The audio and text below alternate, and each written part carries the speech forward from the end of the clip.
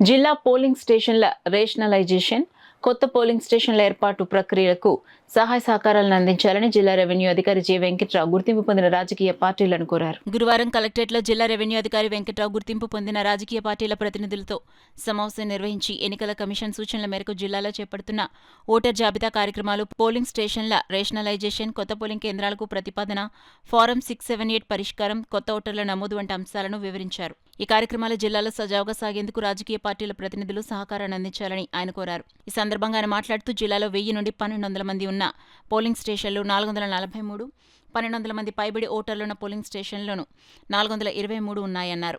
వీటిలో సుమారు 400 స్టేషన్లను ఓటర్ల సౌలభ్యానికి పరిగణలోకి తీసుకుని పునర్వ్యవస్థీకరణ, కొత్త పోలింగ్ స్టేషన్ల ఏర్పాటుకు ప్రతిపాదించడం జరుగుతుందని తెలిపారు.